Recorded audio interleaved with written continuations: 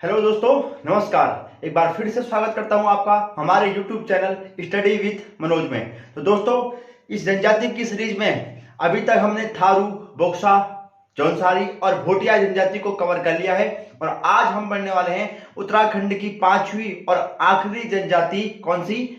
राजी जनजाति। देखिए, अभी तक मैंने आपको बताया उत्तराखंड में की जनसंख्या के अनुसार सबसे बड़ी जनजाति कौन सी है? थारू। जनसंख्या के अनुसार थारू सबसे बड़ी और विकास के अनुसार सबसे बड़ी कौन सी है? भोटिया। लेकिन अब वक्त आ गया है जनसंख्या के अनुसार सबसे कम और विकास के अनुसार भी सबसे कम जनजाति कौन सी? राजी जनजाति। आज हम पढ़ेंगे कि किस प्रकार से राजी जनजाति का सामाजिक जीवन है, किस प्रकार से वहां विवाह की प्रथाएं हैं, किस प्रकार से उनके यहाँ पर रहन सहन होता है, कौन कौन सी उनके प्रमुख पर्व हैं। आइए शुरू करते हैं। देखिए, जब 1967 में हमारे उत्तराखंड से 5 जनजातियों को चुना गया, कितनी? 5 जनजातियों को चुना गया, तो उन 5 जनजातियों में से एक जो जनजाति थी वो कौन सी थी? राजी जनजाति। लेकिन जनजाति का दर्जा मिलने के बाद भी ना इनका ज्यादा विकास नहीं हो पाया। तब सरकार ने बोला कि भैया एक काम करो, इनको एक ऐसे कैटेगरी में रखो जहां पर सरकार इनको विशेष ध्यान दे, या तो इनको अन्य पिछड़ा वर्ग में डाल दो, या तो इनको आदिवासी जनजाति। तो उन्हीं में से एक आता है आदिम जनजाति। तो इनको 1975 में आदिम जनजाति का दर्जा दे दिया गया। राजी जनजाति को कब आदिम जनजाति का दर्जा मिला? 1975 में। 1975 के अंदर आदिम जनजाति का दर्जा इनको मिला था। लेकिन मेन कारण यह है ना, समझने वाली बात यह है कि भैया इतना पिछड़ापन क्यों? जो कि और जनजाति को भी साथ साथ में जनजाति का दर्जा मिला, लेकिन वो तो विकास की राह में चल रहे हैं, पर इनका क्यों? आइए समझते हैं। देखिए, विकास की राह में सबसे पिछड़ी जनजाति हमारे यहाँ पर मैंने आपको बताया, सबसे पिछड़ी जनजाति ये है। पिछड़ी जनजाति इतनी है कि इनकी जनसंख्या भी अभी वर्तमान में 2011 की जनगणना के अनुसार इनकी जो टोटल जनसंख्या है वो 600 से 650 तक ही है। आप सोच सकते हैं कितनी कम जनसंख्या है, मात्र 600 या 650 लोग बचे हुए हैं। 600 या 650 लोग बचे हुए हैं। और दूसरी बात ये बोलूं कि ये लोग रहते कहां पर है, तो ये लोग पिथौरागढ़ और चंपावत, कुछ हल्का हिस्सा नैनीताल का भी क्या है, ये लोग कवर करते हैं। अब मुख्यतः बोलूं तो अस्कोट के जंगलों में इनका राज रहता है। इनका राजी जनजाति लोग कहां? अस्कोट के जंगल, पिथौरागढ़ में, चंपावत में आपको ज्यादा क्या है, राजी जनजाति के लोग देखने को मिलेंगे। आप पढ़ते हैं कि इनकी उत्पत्ति किस प्रकार से हुई, कहां से ये लोग आए, कौन से प्रजाति के इनको मानते हैं। तो भाषा वैज्ञानिक के अनुसार तो ये क्या है, मंगोल परिवार के। आपको पता होना चाहिए, भाषा वैज्ञानिक के अनुसार जो भी हिमालयी राज्यों में रहते हैं वो सब क्या है, मंगोल है। लेकिन अगर मैं बोलूं इनसे आप पूछो तो आप कौन है, तो ये क्या बोलते हैं, पाल वंशी। हम क्या है, पाल वंश के राजा अभय पाल के संतान हैं। तो इस स्टोरी को समझिए। देखिए, होता यह है ना कि प्राचीन काल में इस चंपावत के अंदर, यानी कि कत्यूर, उस कत्यूर में पहले वो कत्यूर की राजधानी जोशीमठ थी, उसके बाद वो बागेश्वर के बैजनाथ में आके रह गए। लेकिन जो कत्यूर चंपावत में था, एक दिन उसने अपना, और जो चंपावत का राजा था उसका नाम था अभय पाल ने एक दिन अपना सारा राजपाट त्याग कर कहां चला गया? जंगल, यानी कि अस्कोट के जंगलों की ओर वो निकल गए। पूरा राजपाट त्याग दिया, राजपाट किसी और को सौंप दिया और पूरा राजपाट त्याग कर जंगलों में निवास करने के लिए चले गए। लेकिन जब जंगलों में निवास करने के लिए गए तो उनका नाम क्या है? अभय पाल। ठीक है, तो उन्होंने क्या हुआ, उनकी जो संतानें हुई वो आएंगे महलों में नहीं, वो जंगल में ही रहेंगे। तो वही क्या हुए, वही लोग बाद में कहते हैं कि हम क्या हैं, अभय पाल के संतान हैं, जो उस दिन राजपाट छोड़कर आए थे। यानी कि अपने आप को पाल वंश के राजा अभय पाल के संतान खुद को मानते हैं। पिछली बार आपके आयोग ने क्वेश्चन पूछ लिया कि उत्तराखंड में राजी जनजाति का संबंध किस वंश से है। ऑप्शन ए पाल वंश, ऑप्शन 2 कत्यूरी वंश, ऑप्शन सी खस वंश, ऑप्शन डी किरात वंश। तो आपको यहां पर हर कोई बच्चा ऑप्शन मार के आया पाल वंश। पाल वंश नहीं होगा, क्योंकि पाल वंश से पहले अभय पाल कौन से वंश का था? कत्यूरी वंश का। वो कत्यूर से छोड़ के गया था, तो बेस तो उसका कत्यूरी था ना, तो इसलिए आपको ऑप्शन ए मानना था, कत्यूरी वंश का राजा था, कि इनका संबंध कहां से है? कत्यूरी वंश। अगर पाल वंश आए तो पाल वंश मार दो। देखिए, पहली प्रायोरिटी आपको कत्यूरी वंश को ही देनी है, यह हमेशा याद रखिएगा। ठीक है, आगे मैंने आपको बताया इनका निवास कहाँ है, पिथौरागढ़ और चंपावत के एरिया में है। पिथौरागढ़ और चंपावत के एरिया में ये लोग निवास करते हैं। पर लेकिन जनसंख्या जो है ना इनका बहुत कम है, जनसंख्या बहुत 600 650 कितना होता है यार, बहुत कम होता है। 600 650 लोग तो मेरे याद है मेरे को, मेरे गांव और 2-3 गांव को मिला के 600 650 लोग आते हैं। समझ में आ गई? देखिए इतनी कम जनसंख्या है। इनके उपनाम कौन कौन से इनके उपनाम है? अगर आपको बोलेंगे वनरौत कौन सी जनजाति का उपनाम है तो कौन सा है?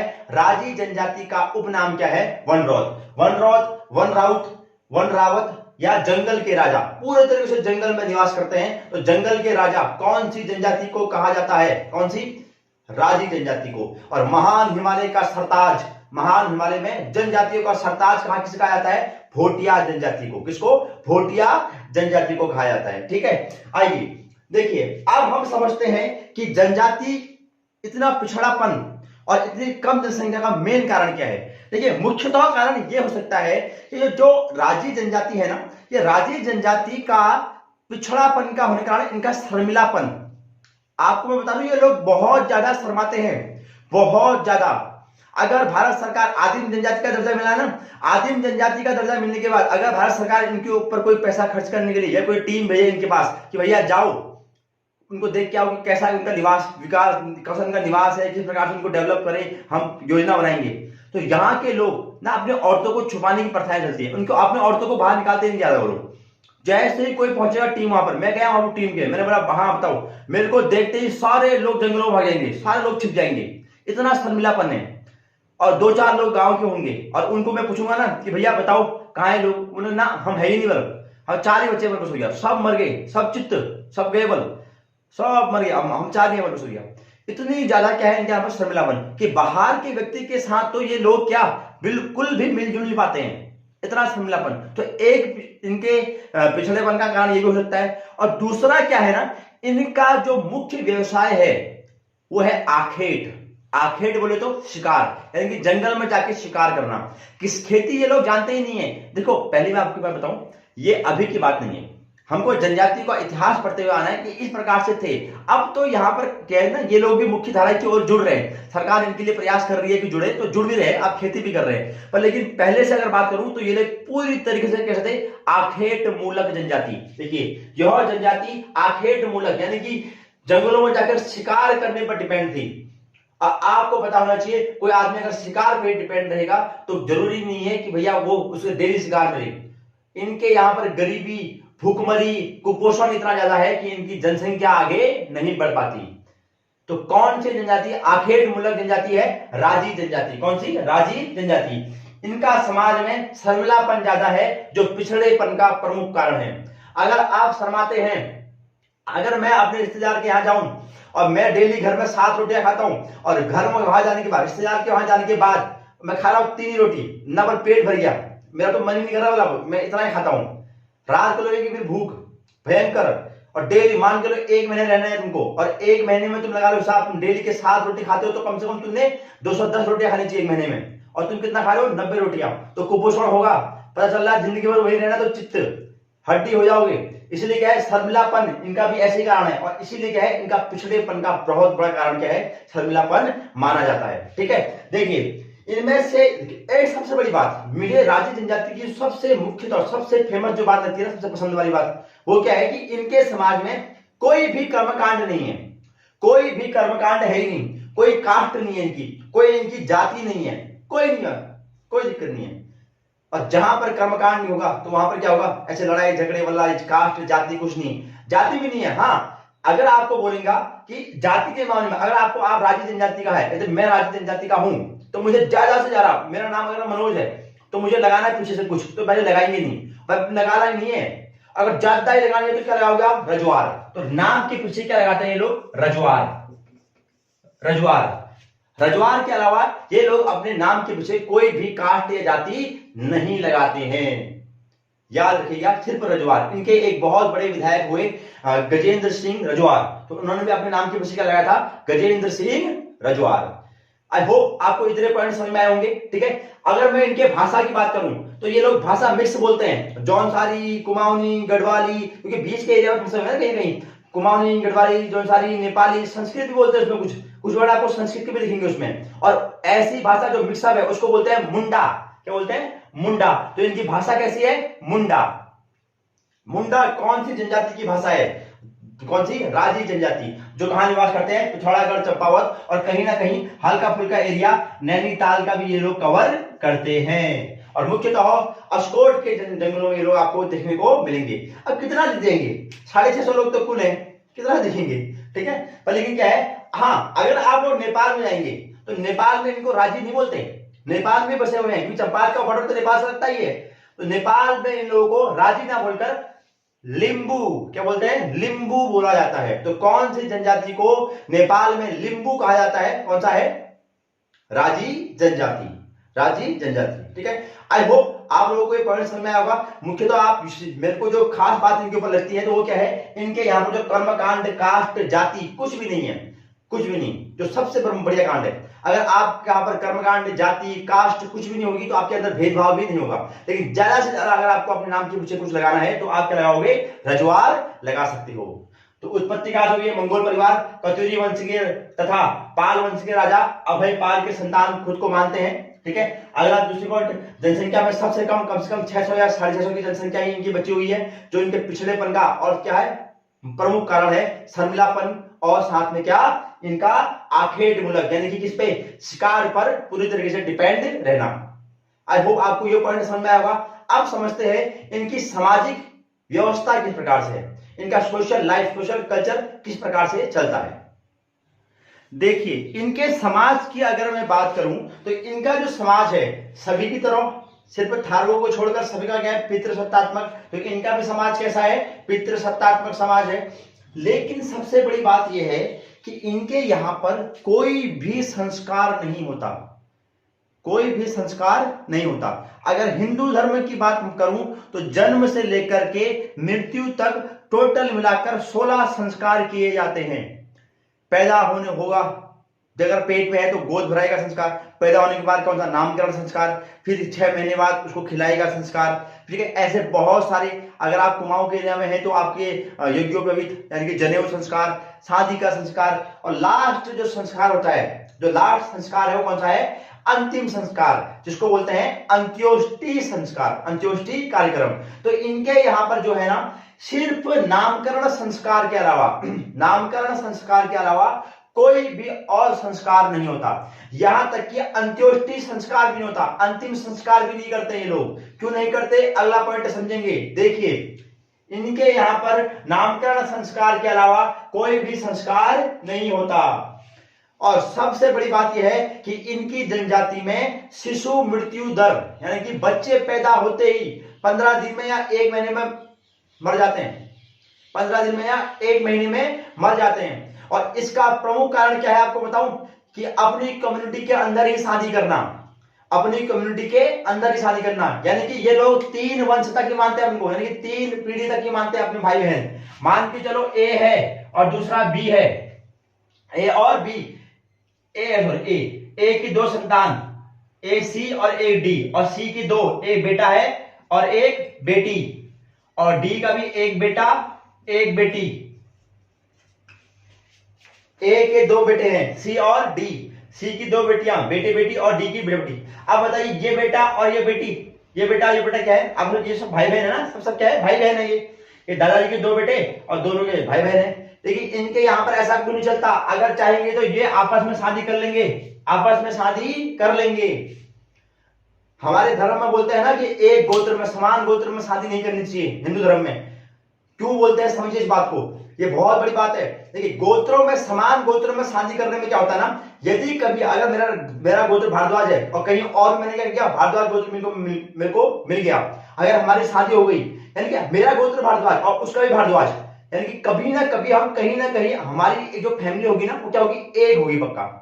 अगर मैं भट्ट हूं, वो भी भट्ट है, वो भी भारद्वाज, मैं भी भारद्वाज, यानी कि हम कभी ना कभी किसी ना किसी पीढ़ी में अलग होंगे। और मेरे अंदर के गुणसूत्र और उसके अंदर के गुणसूत्र सेम होंगे।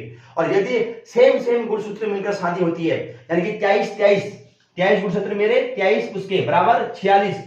और अगर कोई बीमारी होगी तो पीढ़ी दर पीढ़ी वो चलती रहेगी, पीढ़ी दर पीढ़ी चलती रहेगी, क्योंकि मैंने सेम किसमें? गुणसूत्रों में शादी करी है, सेम गोत्र में शादी करी है। और अगर बाई चांस मैंने दूसरे गोत्र में शादी करूंगा तो 23 मेरे गोत्र 23 उसके, तो कोई जो बीमारी होगी ना वो बीमारी खत्म हो जाती है, क्योंकि जो दूसरा गोत्र है उसको बीमारी नहीं होगी ना, दूसरा गोत्र के जो गुणसूत्र है उसके अंदर कोई बीमारी नहीं होगी, तो मेरे गुणसूत्रों के अंदर जो बीमारी है उसके जीन को वो मार देगी और बीमारी खत्म हो जाती है। इसलिए हमारे यहाँ बोलते हैं कि समान गोत्रों में शादी नहीं करनी चाहिए, समान गोत्रों में शादी नहीं करनी चाहिए। और इनके यहाँ पर देखो भाई से भाई, बेटा से बेटा, सब शादी हो रही है। इसीलिए क्या है, इनके जो बच्चे हैं ना वो बीमारियां, ये कारण ये भी है कि भैया साथ में शादी कर रहे हैं तो गुणसूत्र क्या होते हैं, जीन जो होते हैं सेम सेम होते हैं, अलग जीन नहीं आ पाते हैं, गुणसूत्र अलग अलग नहीं हो पाते हैं, सेम सेम गुणसूत्र गोत्रों में है तो बच्चा ऑब्वियस सी बात है कोई ना कोई बीमारी लेके आएगा और मर जाएगा। और दूसरी बात यह है, मेरे ख्याल से कुपोषण, इतने अनडेवलप्ड है, डेवलप्ड है ही नहीं, विकास है ही नहीं इनके अंदर, तो क्या होता है कुपोषण का शिकार हो जाते हैं और बच्चे मर जाते हैं, 15 दिन 1 महीने में मर जाते हैं। अब एक चीज सोचो, एक बच्चा हुआ और मैंने रख दिया, कोई किसी का बच्चा हुआ उसका नाम गोलू रख दिया, गोलू। अब गोलू 15 दिन बाद तड़क गया, 15 दिन बाद मर गया और उसके बाद जिंदगी भर रोएगा, गोलू मर गया, हाय मेरा गोलू मर गया। फिर दूसरा हुआ चिंटू, चिंटू भी 15 दिन बाद मर गया, फिर वो फिर रोएगी, मेरा चिंटू मर गया। फिर हुआ बिंटू, बिंटू भी गया, सब जा रहे हैं तड़क रहे हैं। इससे अच्छा नामकरण ही मत करो, इनका नामकरण ही मत करो, ताकि रोए तो ना कि चिंटू गया हाय, मिंटू गया हाय, गोलू गया हाय। इसीलिए राजी जनजाति एकमात्र ऐसी जनजाति है जहां पर केवल नामकरण संस्कार तो होता है, लेकिन 6 महीने बाद होता है वहां नामकरण। देखिए नामकरण संस्कार 6 महीने में होता है, क्योंकि यहां पर क्या है, शिशु मृत्यु दर बहुत ज्यादा है, शिशु मृत्यु दर बहुत ज्यादा है। इसीलिए नामकरण रख देंगे 15 दिन बाद लग जाएगा। अगर कोई बच्चा का नामकरण, मतलब कोई बच्चा 6 महीने तक टिक गया ना, तो मतलब हाँ आप टिक जाएगा वो।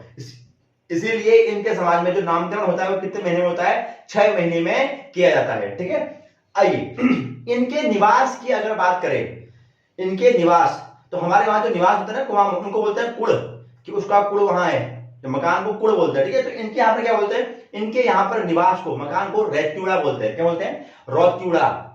रौत्युड़ा क्या है, क्या है, राजी जनजाति में एक आवास है। क्या है, आवास। ठीक है, लेकिन सुनिए यहाँ पर, परिवार में किसी भी मृत्यु के बाद घर को ही छोड़ देते हैं।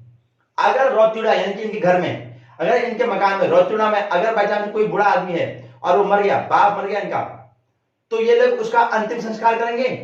नहीं करेंगे, क्योंकि मैंने क्या बताया, नामकरण संस्कार के अलावा कोई और संस्कार होता ही नहीं है।